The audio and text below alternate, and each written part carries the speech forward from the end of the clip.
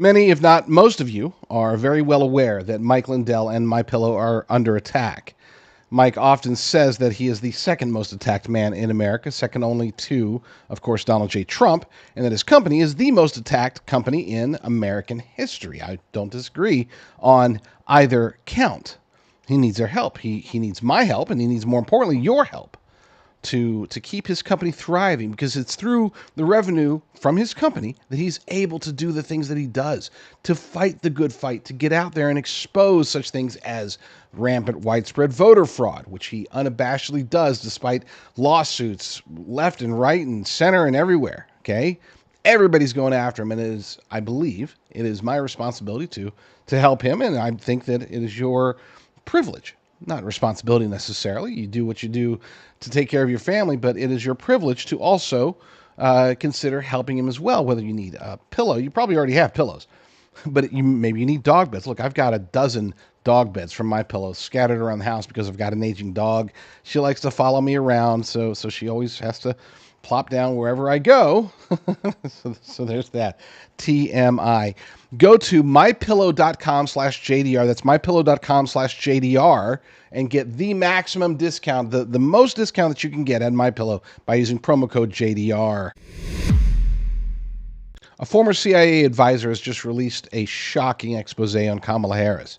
If this is true, God help us all. What Kamala and her puppet masters are planning for Trump is not only evil, but could trigger the biggest constitutional crisis in our country. Unfortunately, Trump won't see this coming. Learn how to prepare by going to jdrucker.com/crisis. That's jdrucker.com/crisis.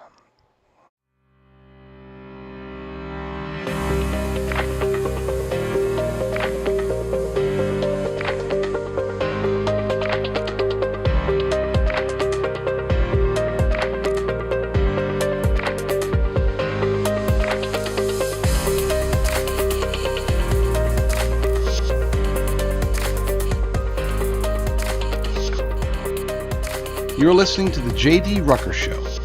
Let's begin. So last night's debate, yesterday's debate, I know that there's a lot of people that are very upset. If you have not watched Megyn Kelly's rant in particular, I would strongly recommend doing it. I would actually play it here, but she curses throughout. She got so mad, and she's a podcaster now. She's not like on Fox News or NBC or wherever she ended up going. She's solo, so she gets to speak her mind, so she can curse. But even she acknowledged that she was cursing more than usual. She was fired up, and I would recommend watching. There's about 4 minutes we have. You can go check it out at thelibertydaily.com and hear what she had to say, because it was good. It was important. Yeah, she's talking not so much about Kamala Harris or even Donald Trump. She was really talking about the moderators, the ABC News moderators, if you want to call them that, and they really weren't. But look, I get it. A lot of people are super fired up, and they're really upset, and they're like doom and gloom, or some of them are not necessarily doom and gloom, but they're just mad about this, and they're, stolen election. We keep hearing talk about that. I do believe that the election they will try to steal the election, of course, just not, this wasn't it, okay? This, number one, so before I get to today's story, because it's a big story over the Federalist, 25 lies Kamala Harris told in her debate against Trump, and that's an action that we can take, is to debunk those lies and tell our friends and family and social media and all that good stuff. So we're going to take action against this. But before we get to that, I want to just make a couple of quick notes. Number one, folks, it wasn't that big of a deal. Okay? In the whole scheme of things, you got a whole bunch of people, nearly half the country, that was going to go vote for Trump before the debate, and they were going to vote for Trump after the debate. You have about another half of the country, obviously a little bit less, that they were going to vote against Trump. Not very many people are going to vote for Kamala or Tim Walz. They're just voting against Trump. They were going to vote against Trump before the debate, and didn't matter what happened during the debate, they were going to vote against him anyway. You're looking at approximately, we'll say 3 to 5%. Okay, 3 to 5% of the true voting population that will take any debate, but including last night's single debate, take that into consideration when determining who they want to vote for. Literally, just about 3 to 5% of Americans will actually do that. So, and don't get me wrong, that's a lot. But I mean, people are talking like this is going to be some huge swing, and ABC really screwed them over. They did, but it's again not as big as I think a lot of people are making it out to be. And to be clear, when I say 3 to 5%, I'm not talking about 3 to 5% of the population. I'm talking about 3 to 5% of the voting population, which is slightly, obviously, a great deal smaller than the total population of the United States of America. And of course, that doesn't take into account the illegal aliens, which they shouldn't be voting, but many of them are going to, and they're of course going to be included in Camp Kamala. All right, so that's number one. Number two, look, I think that they went after Trump. Absolutely, the debate moderators did. Kamala, there are rumors that I heard a rumor that they gave her the debate questions beforehand. Then I heard another rumor. No, they did not. She gave them the debate questions beforehand. And look, as prepared as she was, and she was super ultra mega completely prepared, and maybe she even had a little earpiece in her ear. We're still investigating that, but yeah, I mean, she had her answers. They were Kamala style answers. She was very whiny in delivering them. She had that Kamala face, that Kamala smirk that she does.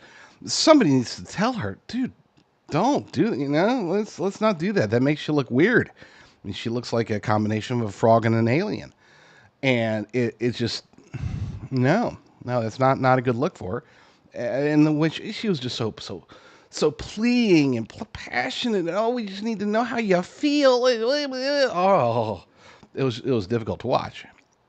But here's the thing: it was difficult for most people to watch, and more importantly, perhaps most people to listen to.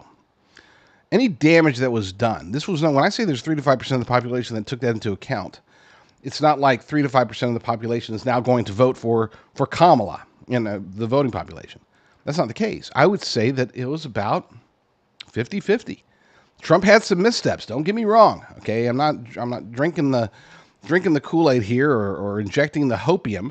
Okay, I do know that Trump he had some zingers. He had some good moments. He also had some moments where he should have just either shut up or answered differently or not taken the bait, or sometimes he should have gone for the kill because he was given opportunities. I know that a lot of people are saying, this is his best debate ever. That's what Trump says literally every debate, by the way. It wasn't his best debate ever, to be clear. But it was a good debate for him. It really was. It's not because of necessarily what he did. It's because of the circumstances. Because just as you recognize that the debate moderators were fact-checking him, 2, 3, 4 times, 5 times, something like that, and they weren't fact-checking Kamala Harris. They were letting her get away with any lie that she wanted to tell. I mean, she had literally 0 fact checks compared to Trump's. People notice these things. People see that the debate moderators were debating him as well. They can tell that. And they can also, the one thing that I think really drove it home for me was his closing statement, where he says, talking about how, if you were going to do it, why haven't you done it the last 3.5 years while you've been in office? That line. I saw a lot of commentators are like, he should have been saying that in the beginning. What? No. Are you idiots? There was only one time to say that, and that was during the closing remarks. That's it. Because here's the thing. That's not something that you want to give your opponent the opportunity to rebut.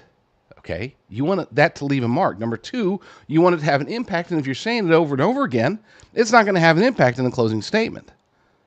He needed whoever told him that's your closing statement. Focus on if you're offering these solutions. Why haven't you done it for the last 3.5 years while you've been in the White House? Okay, give her the incumbent treatment because that's basically what she is. Well, I wholeheartedly agree with not mentioning that at all and only mentioning it in the closing arguments. Totally forgot about my phone. Apologies, folks. Apologies. Yeah, so I should probably go ahead and turn that off.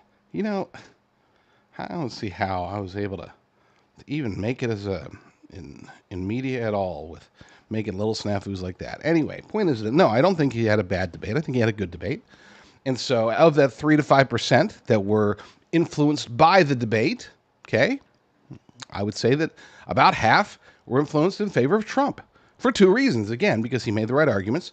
and he was getting attacked, and everybody saw that. People get to see that this was an unfair, a biased debate, and as Americans, there's a good chunk of Americans, I would say a majority of Americans, once they see that, they have this just inherent need to support the victim. Okay, in this case, Trump was literally the victim of what appeared to be collusion between the Democrats and ABC News.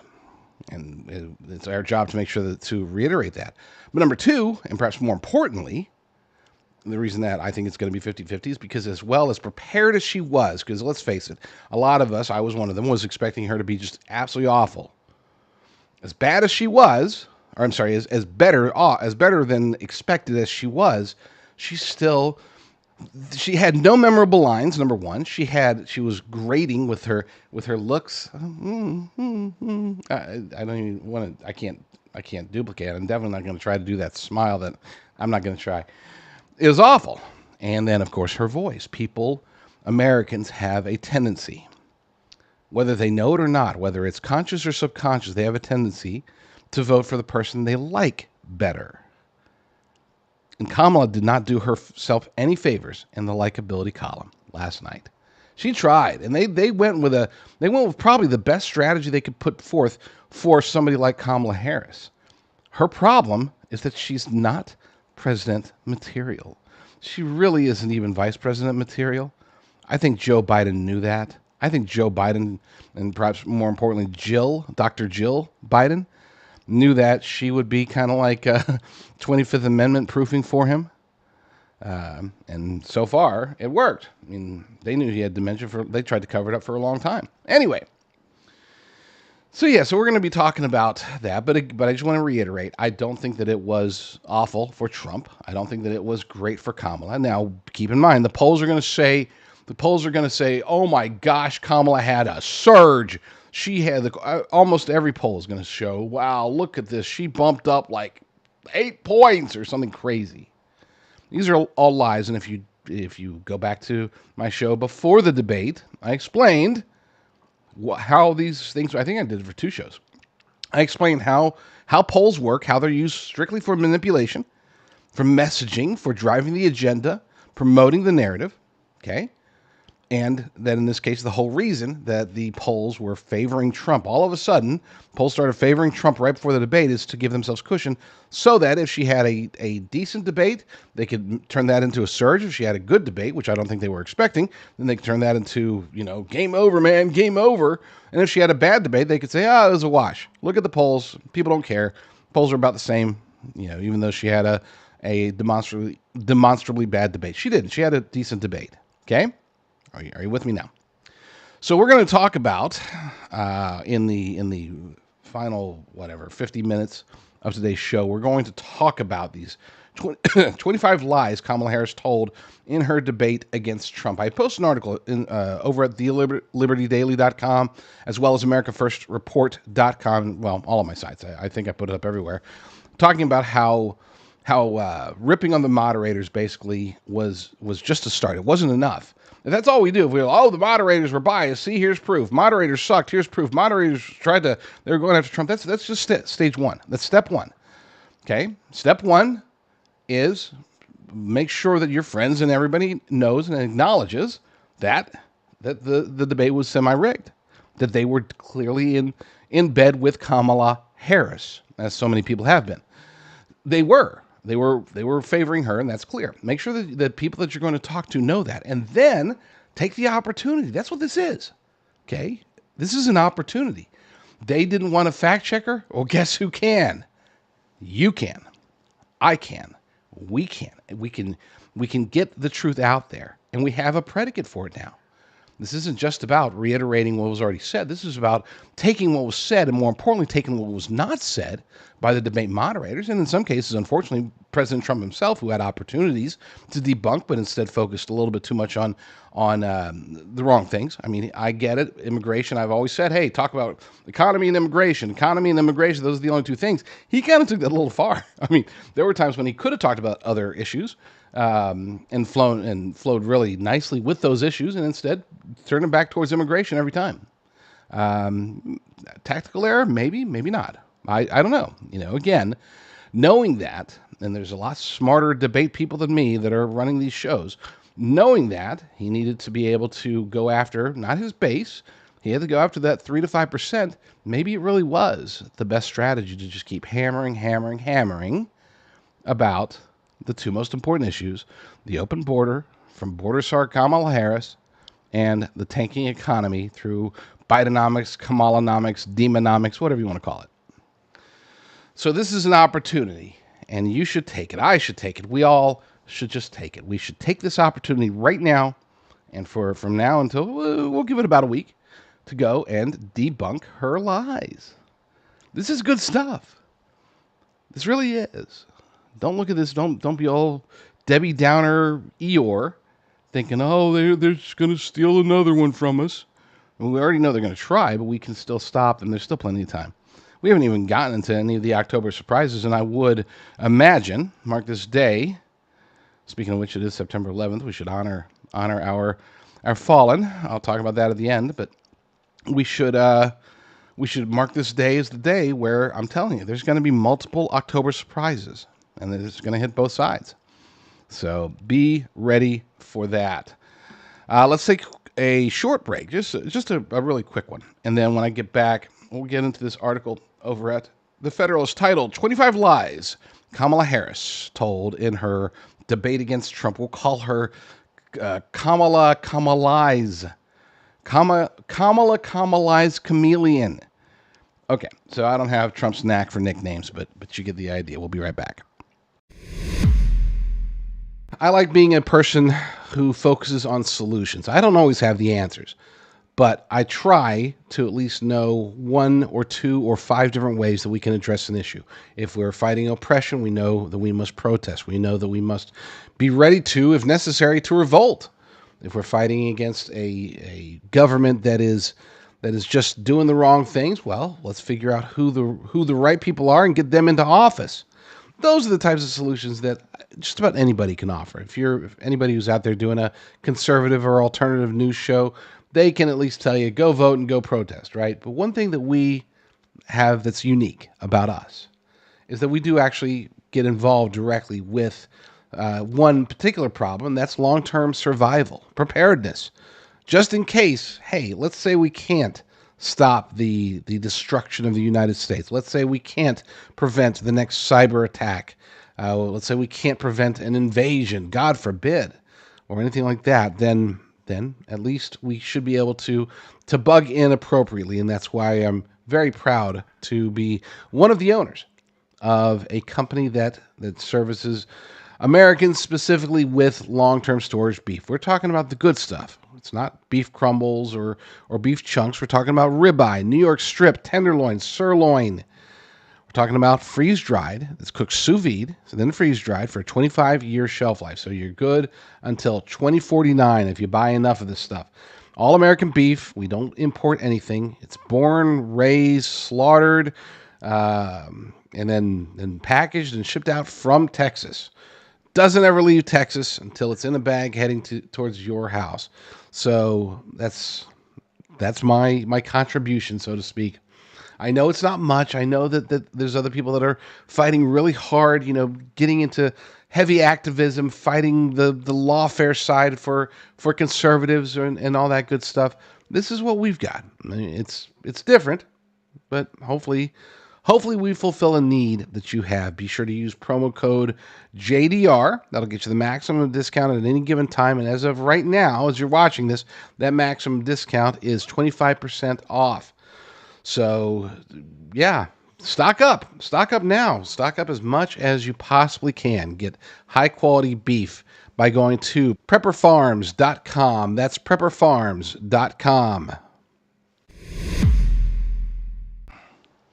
So yes, I do believe that this is an opportunity. This is an opportunity for you and me and everybody else on Team Trump to expose the lies. So we need to know what lies were said. And you could probably name, just if you watch the debate, I know I could probably name 5 or 6 that stood out to me. Apparently there's 25, according to Sean Fleetwood over at thefederalist.com. 25 lies Kamala Harris told in her debate against Trump. So learn these. Take notes if you have to.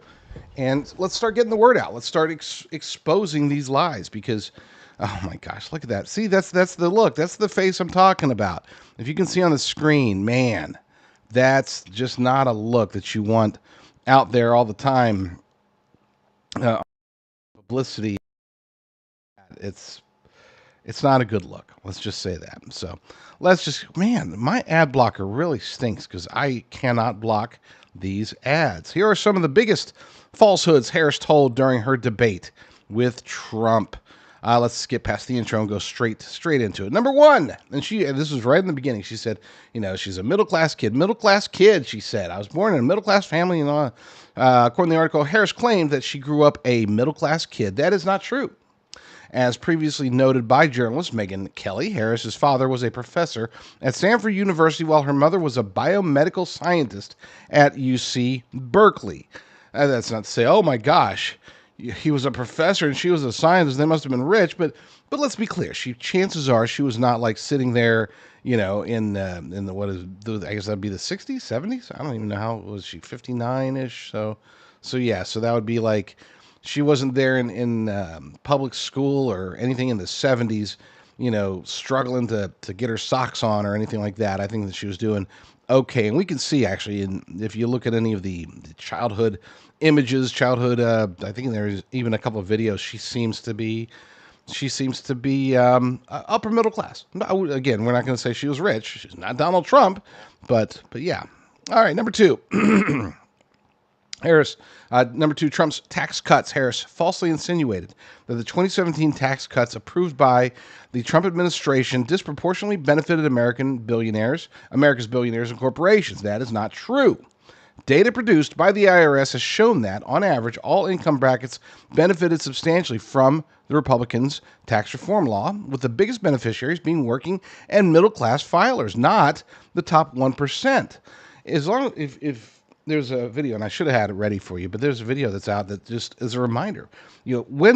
Shortly after the tax cuts before they were even implemented, when they were announced, you started seeing companies starting to give out bonuses and benefits to people just randomly. Okay, these weren't like MAGA companies, those are right-wing companies trying to make a point. No, these are just regular companies. It's like, yeah, we did the math. We've seen what's happening with the economy. We see the tax cuts that are coming up. We're going to give back to our employees. We've had to suffer through 8 years of Barack Obama. Okay, and so we're ready to step up and be better employers. We saw that across the board, and these weren't like insignificant.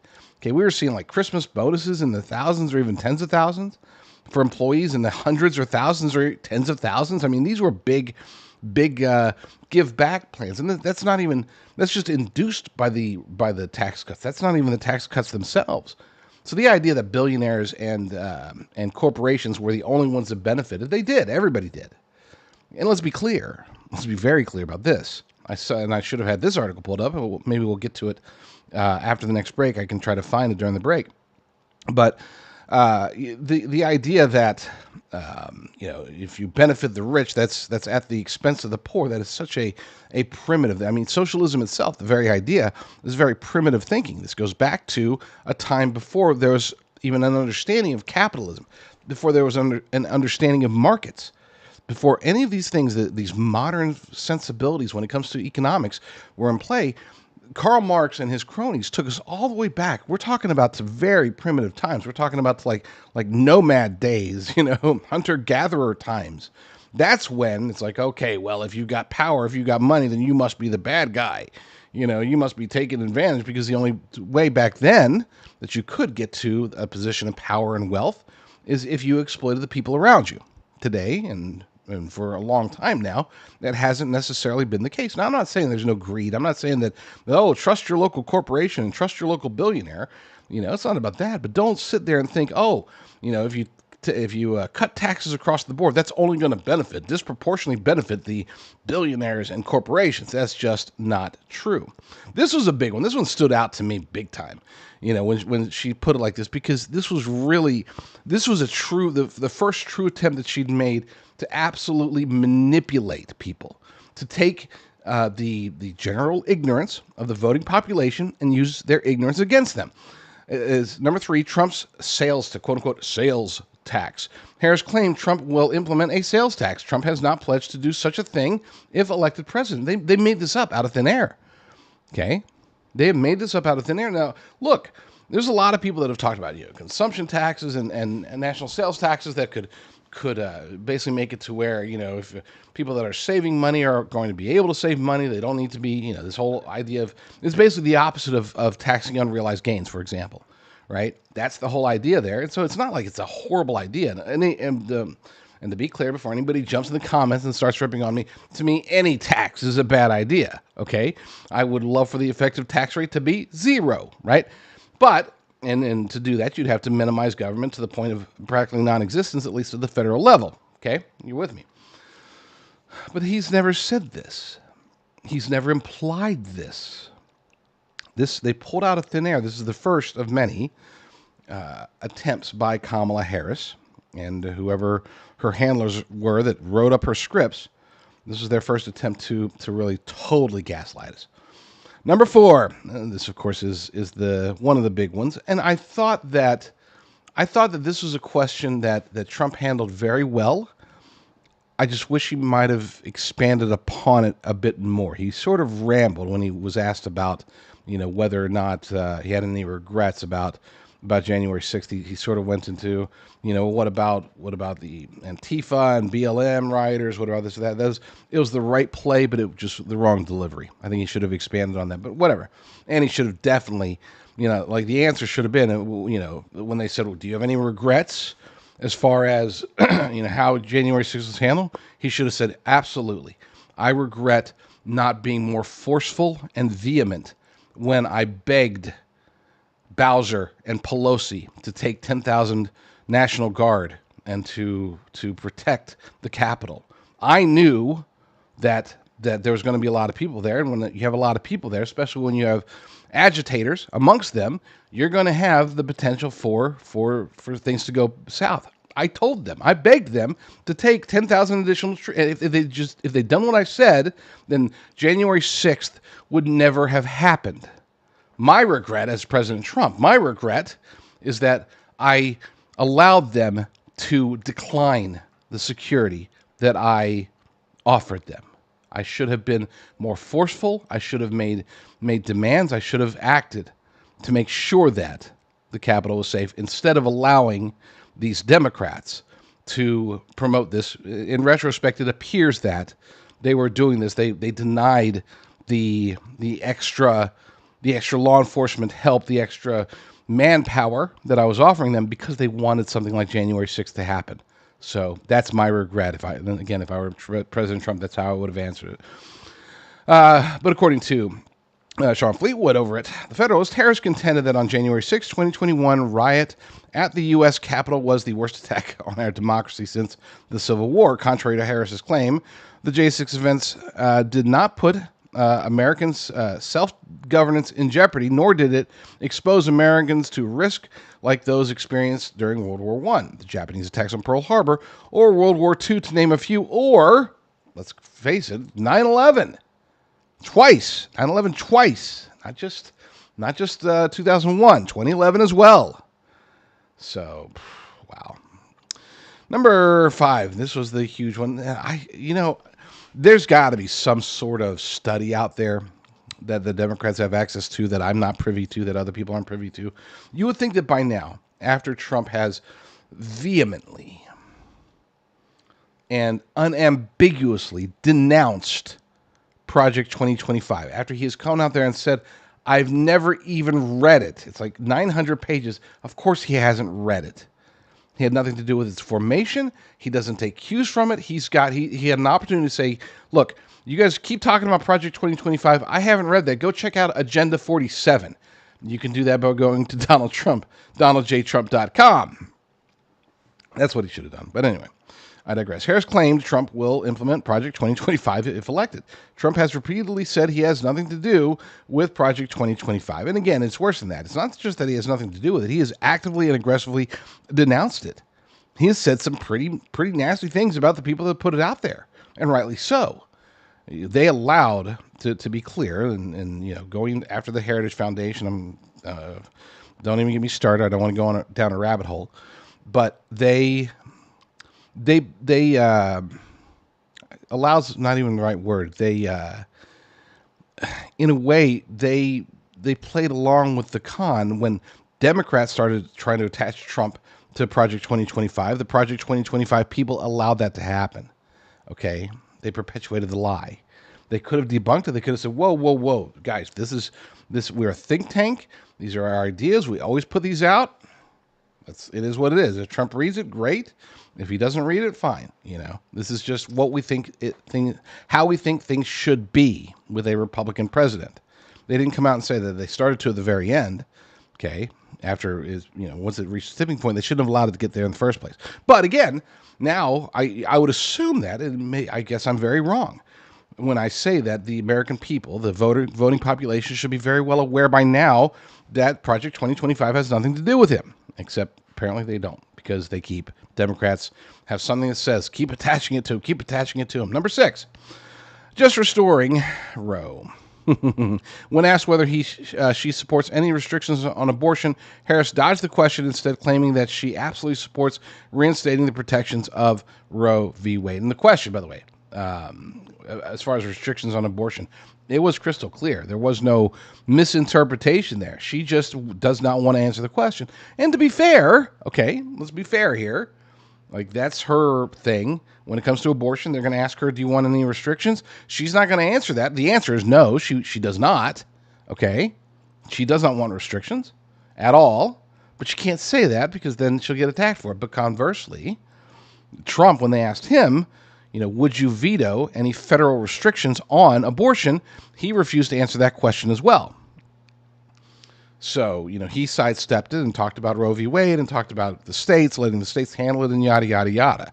So, to be fair, that's it. But again, she did that. We can't count that as a lie because moments before that, however, Harris pledged to sign legislation such as the ill-named Women's Health Protection Act, which would codify abortion through all 9 months of pregnancy. In addition to her history of co-sponsoring the original version of that legislation, Harris also voted against protections for babies born alive after botched abortions. And this is one of the parts where Trump was talking about that. Babies that were allowed to die on the tables, okay? And the fact checkers stepped in and said, that does not happen. That doesn't exist. There's no states that allow that. That's not true. Okay, Tim Walz's Minnesota had like 8 babies killed like that. Okay, and in case they didn't know, the ABC News moderators, Tim Walz is, of course, the governor of Minnesota, and he's also happens to be her running mate. I don't know if they were aware of that when they did their fact check, but whatever. Gaslighting, lies. Number 7, pro-life laws criminalize miscarriages, ectopic pregnancies. And this is another big one. Thankfully, I don't know if this did any damage because this is one where Trump did handle this one very well. Harris claimed that several states have Trump abortion bans. They tried to make that stick, trying to make fetch happen. Stop trying to make fetch happen. It ain't going to happen. Trump abortion bans. Doesn't even sound right. That, quote, make it criminal for a doctor or nurse to provide health care, threaten women with prison time, and make no exceptions even for rape or incest. The life-saving laws designed to protect thousands of innocents every year from elective abortions, however, do not criminalize treatments for the spontaneous loss or complications. In fact, every single pro-life policy on the books includes exceptions for abortion when it is deemed necessary to save the life of a pregnant woman. So, flat out lie there. Number 8, Trump's abortion stance.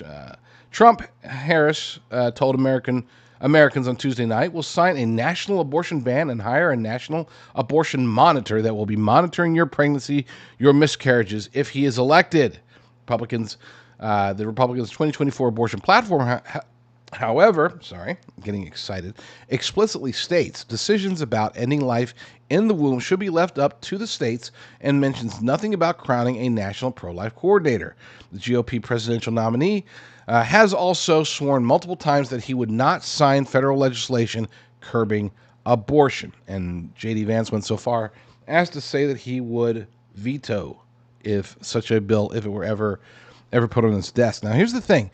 I'm not sure if it was good or bad. I didn't like it at the time, but after the fact, I guess it sort of makes sense.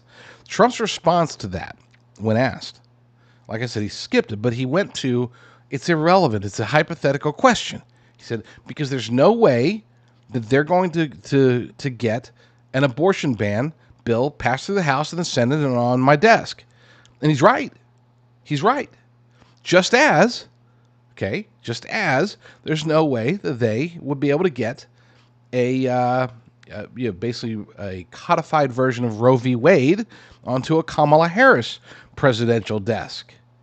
That can't happen either, unless there's just this humongous shift, it would take something very strange happening for there to be a shift in either direction in the Senate that would become filibuster proof. Then unless there's something crazy that happens between now and Election Day, neither will ever happen, period. It just won't happen. You won't get a federal abortion ban. You won't get Roe v. Wade codified. So what Trump's response was basically, look, you want to know if I'm going to veto something that can't happen? That's a dumb question. So again, at the time, I thought, it's kind of a weak response. In retrospect, I'm more favorable towards that response. Oh gosh, we're not going to have time today, are we? We are not going to make it through this. We're gonna try. Number 9, ninth month abortions don't exist. Wow, we cover this anyway, but we'll recover it again. Harris also used her time on the debate stage to assert that nowhere in America is a woman carrying a pregnancy to term and asking for an abortion. Really? That is not happening, she said. It's insulting to the women of America. But here's the thing. Data from, they say maybe she was mistaken. No, she knows this. This is fact, and this is very well documented, and it's been put in front of them. Anything that has to do with abortion or guns, they have all the data because both sides of the fence throw as much data as possible at politicians and bureaucrats. Data from the Centers for Disease Control and Prevention, however, shows that thousands of abortions are performed after 21 weeks gestation. The CDC's findings do not include reporting from at least 4 abortion-friendly states, California, Maryland, New Hampshire, and New Jersey, which suggests the number of late-term abortions in the U.S. is likely much higher, and it definitely is. Okay? It definitely is. And this is where, again, Trump kept pushing for states' rights. This is the part where, I'm all in favor of a national abortion ban, 100% across the board. Okay, eliminate abortion altogether. But I know I'm in the minority even amongst conservatives, so I don't press it. It's like, I'm only going to vote for somebody who's 100%. I can't do that because I'll just never vote. Number 10, border bill. Harris claimed a congressional border bill proposed earlier this year would have stemmed illegal immigration and fentanyl at the U.S. southern border. That statement is categorically false. Categorically false. Not just false. Categorically false. The bipartisan measure would have enshrined the existing invasion into federal law. Oh, they didn't add any more to that.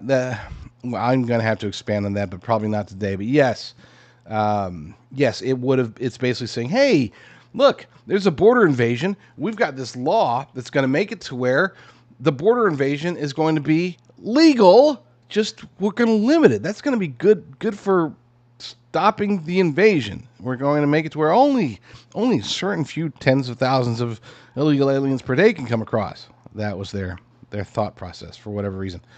One more? Yeah, one more. Number 11, SCOTUS immunity ruling. Harris miscategorized the Supreme Court's ruling on the presidential immunity, claiming the decision would mean that Trump would, quote, would essentially be immune from any misconduct if he were to enter the White House again. The vice president's claim is misleading at best, while a majority of justices determined that a U.S. president possesses, quote, absolute immunity for, and this is the important part, actions within his conclusive and preclusive constitutional authority. At least presumptive immunity for official acts. Official acts. There is no immunity for unofficial acts. And that's the important part. And I've explained this. I'll explain it one more time. Let me finish this part. The justices further demanded that the Biden-Harris Justice Department get Trump's lawfare back to the lower courts to determine whether the actions alleged by Special Counsel Jack Smith constitute official acts. Okay, anyway. So, let's be clear. When it comes to presidential immunity for official acts, the reason that, people say, oh, nobody should be above the law. Well, yes, the president should be above the law when it comes to official acts as president of the United States, and here's why. They must not have to be forced to take into account whether or not something that they do is going to put them in jail, okay? Just as an example, like, I'm trying to think of the most recent example. Okay, let's say, just for example, let's say the federal government, Trump White House decides, hey, you know what? We're going to, since the local police are not handling it, we're going to go take back the areas of our cities that have been taken over by Venezuelan gangs. We're going to create a task force. We're going to send them in and give them jurisdiction, and then they'll be able to take out these gangs, get these apartments back to the rightful owners, and get them deported or jailed or whatever.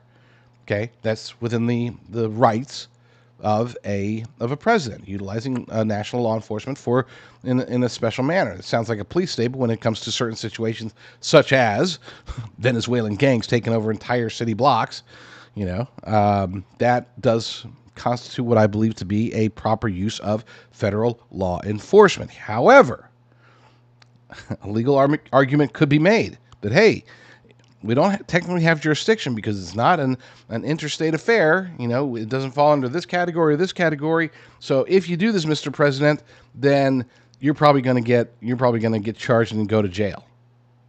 That's why a president needs to have immunity. And it's a sloppy example, but you get the idea. Presidents do have to have immunity for that very reason. Let's go ahead and take a quick break, and when we get back, we will finish up this list. So stay tuned. Do you have any aches and pains? Chronic inflammation might be the culprit. Meet Sweetamine, the natural way to fight inflammation. Sweetamine is packed with the amino acid glycine, the same nutrient found in bone broth that helps to regulate inflammation. Many of the diseases we face today are rooted in glycine deficiency. Just one daily serving of Sweetamine provides 8 grams of glycine, enough to stop excess inflammation right where it starts. Most people feel pain reduction after just a few days. Perfect for post-workout recovery, Sweetamine is all natural, contains no sugars or carbs, and has only 24 calories. It's ideal for diabetics, too. Use it like sugar in your favorite drinks, smoothies, or sprinkled on cereal. Try our 12-day challenge trial pack for only $19.95 with free shipping, completely risk-free. And for a limited time, enter promo code RUCKER at checkout for a $5 discount. Order Sweetamine now at sweetamine.com or call 855-GET-SWEET. That's 855-438-7933. Live pain-free with Sweetamine and take the challenge today. My shows and clips from my shows post on various places such as RVM News, Rumble Channel, Frank's Speech, Spreely TV, the Liberty Daily's Rumble Channel, but the place where you'll be able to find all of them, every clip that I do, eventually, sometimes not nearly as quickly as the other places, but eventually I will put them all over on my Rumble channel, which you can get to at jdrucker.com/rumble. That's jdrucker.com/rumble. All right, we got what? We're at number 12, so we've got 14 more to go. We've got about 16 minutes to do it. I think we can do it. Nope, 15 minutes. Yeah, 15 minutes to do it. We can get this done. There's a couple of them that will take longer than a minute, so I better stop wasting time and get straight to it. Here's a big one, a big lie, because, and this seems to be the case with at least half of these, where it's like she literally says one thing unabashedly, unambiguously, and then now she says the exact opposite. It's worse than flip-flopping. It really is truly legitimately lying. It'd be different if it's like, oh, I've changed my mind since then. She's going with the whole 1984 thing. Look, I am not against fracking, and I've never been against fracking. It's like you literally were. Number 12, fracking ban. Kamala Harris claimed she made herself very clear in 2020. She did. She said that she wanted to ban fracking in 2020, but apparently she's saying, now I will not ban fracking. Weird stuff. I'm not going to play that video. Her position was clearly against fracking as she ran for her party's 2020 presidential nomination when she said, there is no question I'm in favor of banning fracking. Yeah, I mean, you can't even try to figure out a way that in context that can mean something different because that doesn't exist. There's no question I'm in favor of banning fracking. Well, now she says that she hasn't changed and she's against banning fracking. You can't say those two things at the same time. Not based upon the first statement where she says, I'm in favor of banning fracking. You can't 4 years later say, I have not changed my position. I am in favor of not banning fracking.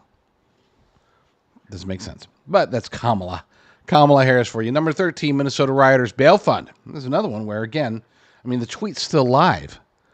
The tweet is literally still live. It's like saying, nope. Here's the tweet of you saying it, Kamala. Nope. That's not a tweet. Well, yeah, it is. It's from x.com. Well, that's not me. Well, it says Kamala Harris at Kamala Harris. I mean, that's you. It's like, well, it's not. I don't even know what her argument is. Number 13, Minnesota rioters bail fund. Harris seemingly denied that she undertook efforts to bail out left-wing rioters following the 2020 death of George Floyd. Quote, she went out in Minnesota and went to let criminals that killed people, that burned down Minneapolis. She went out and raised money to get them out of jail, Trump said.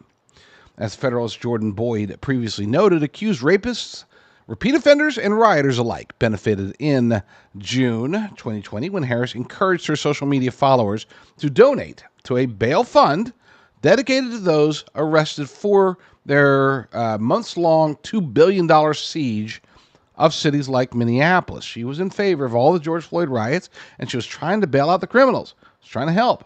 And now she claims she was not. It's a lie. Number 14, Trump's role in January 6th. We sort of covered this, but I want to focus on one aspect of it. Harris claimed that Trump incited the January 6, 2021 riot at the U.S. Capitol. That is false. Trump specifically told protesters to, quote, peacefully and patriotically make their voices heard. Now, I said there was missteps that Trump had made. This is one of the ones that I think he did very well, because they both, it wasn't just Kamala Harris, it was also the moderators that were saying, well, you tried to send people to you told them to go to the Capitol and to protest there and that you would be joining them. And he's like, oh, you forgot. And Trump said, you forgot one thing. You didn't mention that. I told them to peacefully and patriotically make their voices heard. Of course they omitted that because that doesn't fit in with their narrative.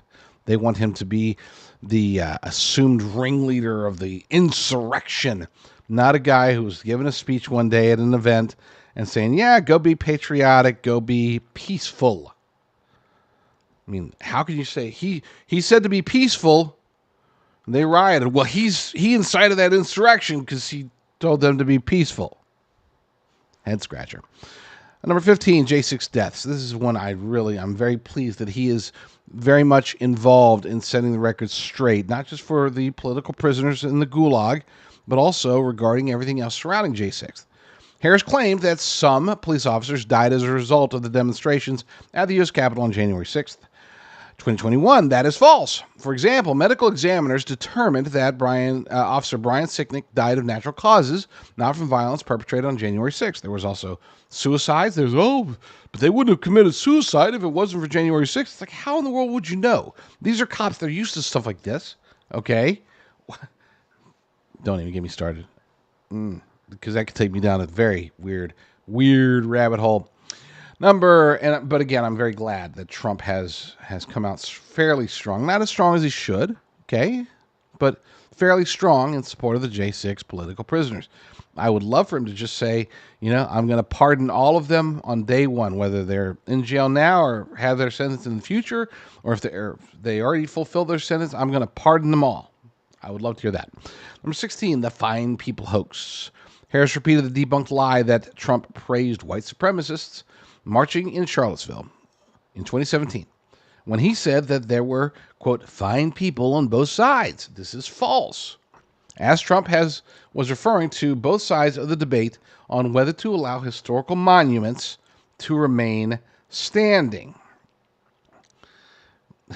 That's one of those ones where, if you just, anybody, not just, obviously we know the truth, but let's say you take your average Democrat, your average leftist who's been spoon-fed, Charlottesville, white supremacy, fine people, Charlottesville, white supremacy, fine people. They just keep getting that over and over again. When they get to see all of them, I've seen examples of videos of leftists being shown this, they get to see the entire video, and it's not long, okay? It's not like there was 3-minute gap between him saying fine people and saying, disavowing white supremacists and neo-Nazis.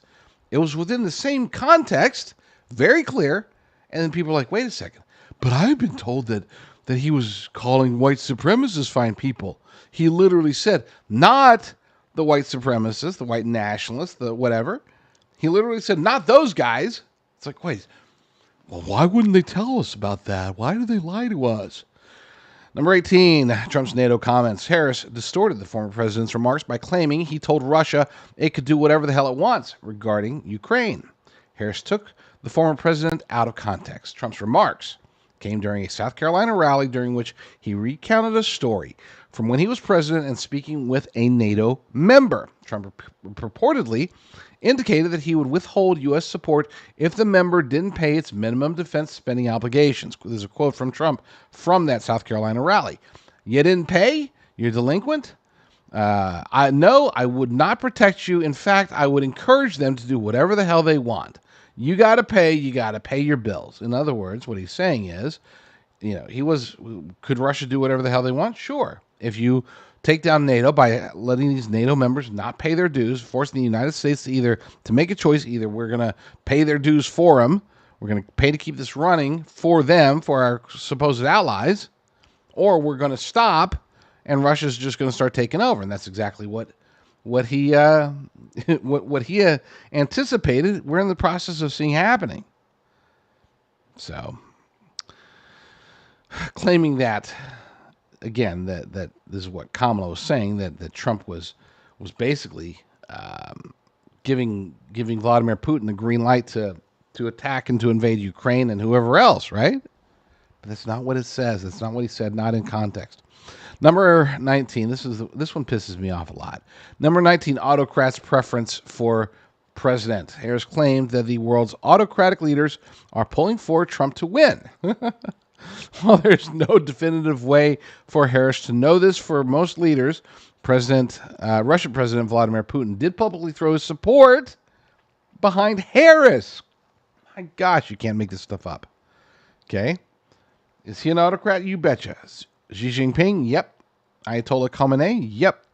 What about Kim Jong-un? Yep. Those are the autocrats. They want Trump to lose. They don't want Trump in there. I don't know how much they support Kamala, but she is the pathway to prevent Trump from winning in their minds, right? So they want him to lose. She's talking about, it was Viktor Orban who was talking about, president this, president, Trump's this, Trump's great. That's where she's trying to claim it. But he's not an autocrat.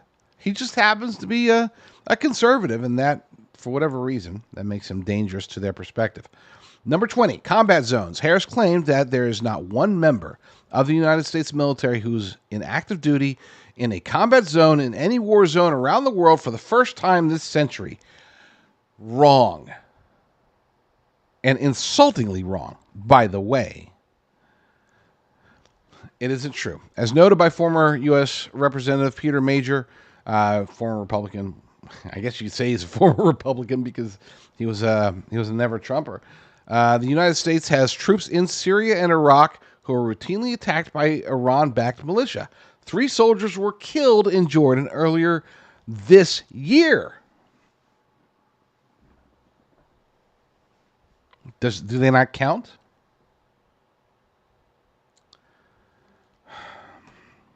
According to her numbers, that's why this is worded like this.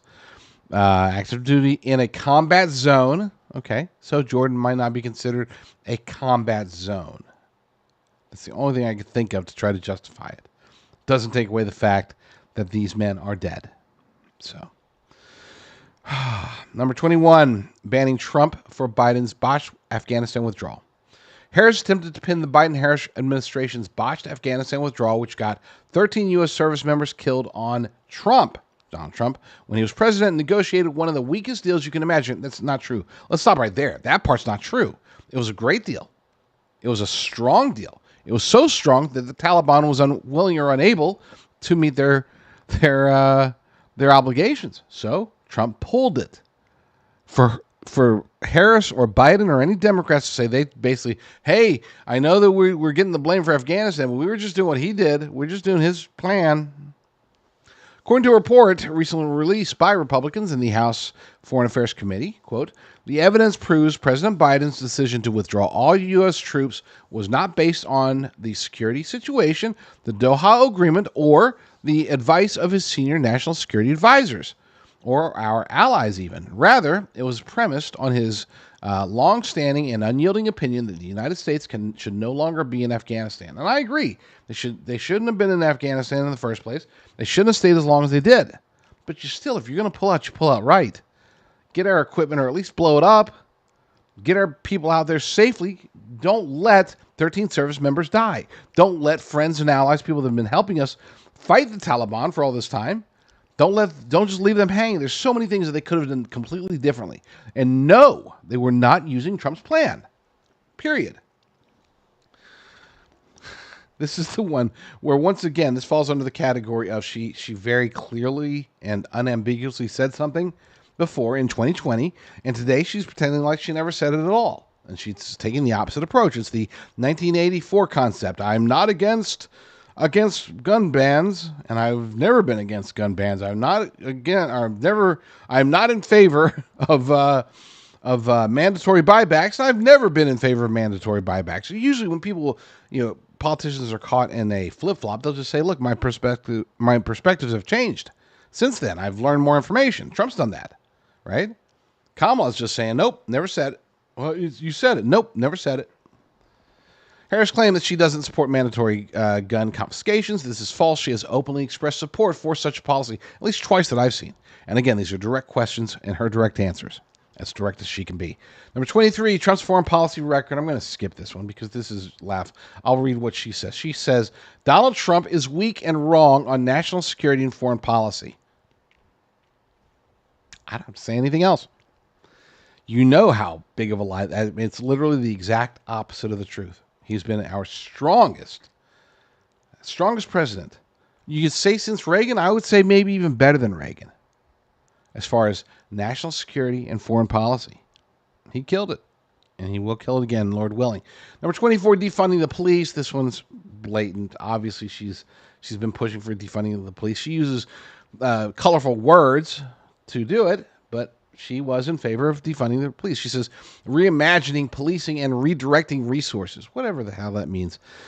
Number 25, last one, IVF. In an attempt to link Democrats' abortion goals with in vitro fertilization, Harris claimed that under Donald Trump's abortion bans, couples who pray and dream of having a family are being denied IVF treatments. Folks, Trump is very much against banning IVF. When they tried to do it in Alabama, he spoke out. He's in favor of IVF, period. All right, that's it for the list. I didn't even have it on the screen. I'm sitting here reading it as if you can see the screen. Apologies for me, looking off this entire time. Silly me. Say a prayer. Say a prayer for the families still affected by 9/11. There's so many of them. And let's get ready. My next show, I will be talking about this. I'll be talking about, I didn't want to do it on 9/11, so we're going to do it the day after 9/11. I'll be talking about future terrorism. Lord willing, I will be back very soon with another episode. But in the meantime, you all stay strong and stay safe. And God bless. There's a dirty little secret in the precious metals industry. When it comes to self-directed IRAs backed by physical precious metals, these are not made the same. And as a matter of fact, a lot of them are just so awful that people are going after them, including not just consumers, but even governments are going after these companies because they're taking advantage of people. The easiest way to tell if they're trying to take advantage of you, in my humble opinion, and I'm not a financial advisor, so don't take this as financial advice, but one thing that I've learned in my short time in the industry is that if they're out there offering something that sounds too good to be true, chances are it's because it is. An example of this would be the offer of, for qualified accounts, you'll get $10,000, up to $10,000 in free silver. Just pay the $299 processing fee and we'll give you the free silver. I mean, we're just idiots. Just take advantage of our stupidity, and it's free. It's all yours. It's not free, folks. It's baked into exuberant margins, and I'm talking exuberant. I'm talking to the, we're not talking like, oh, it's a 10% margin or a 15% margin or 30% margin. No, we're talking like sometimes 100, 120% margins. Not kidding. And unfortunately, as a result of this, a lot of people end up losing quite a bit of their life's savings when they work with the wrong company. I, on the other hand, work with the right company.